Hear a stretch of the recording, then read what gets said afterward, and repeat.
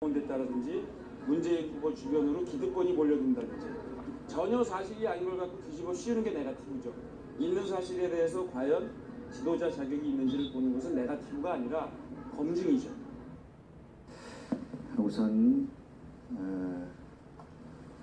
이재명 후보께서 저를 법적 조치를 하겠다고 저로서는 겁박을 당한 그런 상태에 있습니다. 당선 가능성 유력한 후보께서 저에게 선거운동이 시작되자마자 법적 조치로 부담을 주는군. 자, 김영환 바른미래당 후보는 이제 이재명 후보가 지난번에 그 여배우 스캔들 의혹 이것과 관련해서 이제 고소하겠다고 하니까 여기에 대한 불만을 지금 나타낸 거고요. 앞서서 이제 연정 가지고 설전이 있었는데요. 네네.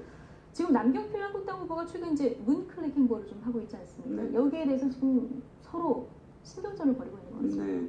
그럼 남경필 후보 입장에서는 좀 틈새 시장을 노리겠다, 뭐 이런 표현을 쓸 수가 있겠는데, 사실 친문 구애, 양쪽 후보 다 이제 친문을 구애하는 어떤 형국입니다. 근데 지난 그 대선 경선 때 벌어졌던 그런 뭐 아픔, 상처 이런 것들이 아직도 사실 존재한다라는 것이고요. 그래서 남경필 후보가 아까 표현한 것들이 어떤 거냐면, 지난번 더불어민주당 경선 때 이재명 후보가 문재인 후보에게 그 공격했던 것들을 하나하나 지금 끄집어내서 자, 이것이 네거티브다라고 하면서 사실은 남의 당 경선 이야기를 하는 어떤 형국이거든요. 그건 사실 드문 그런 경우이긴 한데, 문제는 그 일부 친문, 그러니까 문재인 대통령 지지자들 간에 당시에 경선에서 패했던 어떤 상처를 그대로 고스란히 안고 이럴 바에는 차라리 뭐 남경필 후보를 지지하겠다라는 그런 뭐 신문 광고라든지 그런 인터넷에서의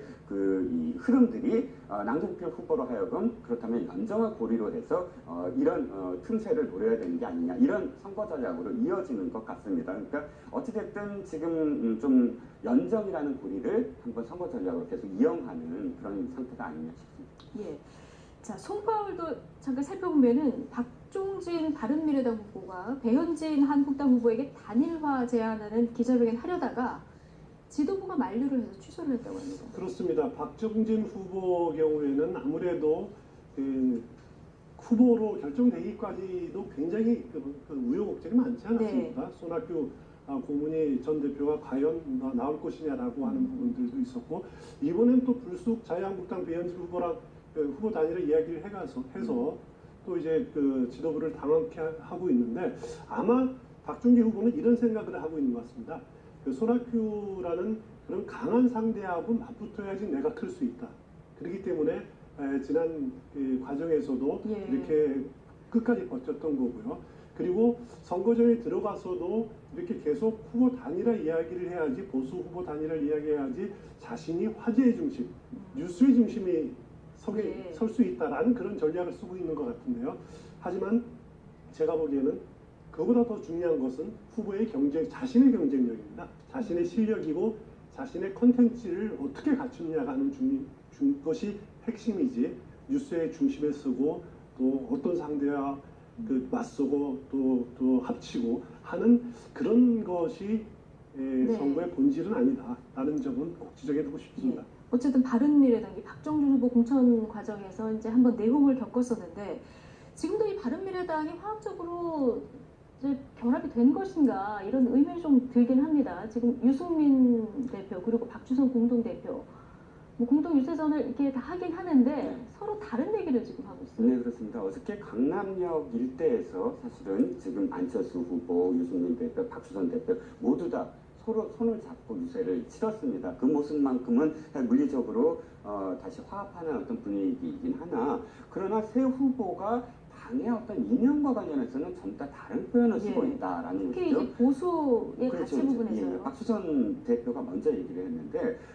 일견 그런 항의는 타당해요. 뭐냐면 언론이 자꾸 보수와 관련해서 바른미래당의 포지션을 보수로 해서 자유한국당과 함께 이렇게 기사화하다 보니까 자유한국당을 먼저 기사화하고 자신들은 기사화하지 않는다. 우린 중도니까 다른 걸로 봐달라라고 시작을 했는데, 그 이야기가 나오자마자 이것은 이제 우리가 통합하는 것에 대한 사실 이 위반이다라고 이제 유승민 대표가 선을 긋지 않았습니까? 개혁 보수를 이야기하고. 근데 그때 얘기했던 건 뭐냐면 합리적인 중도와 개혁적 보수가 우리 결합한 것이다라고 했는데, 또다시 그것과 관련해서 안철수 후보가 표현하기에는 합리적인 진보와 또 개혁적 보수가 결합했다라고 또 이야기를 하거든요. 사실 이 표현이 뭐 실수가 아니잖아요. 자신들이 생각하는 어떤 이념적인 뭐 포지셔닝을 각각 말을 하고 있다면 생각은 다 각각인데 어쨌든 선거를 위해 이렇게 잠시 모인 게 아니냐라는 눈초리를 받을 수가 있다는 것이죠. 그렇군요. 지방선거 이후에 이 보수를 중심으로 한 정계 개편이 어떻게 일어날지 이 부분도 좀 관심 있게 지켜봐야 될 것 같습니다. 마지막으로 이제 민주평화당 그리고 정의당도 지금 한창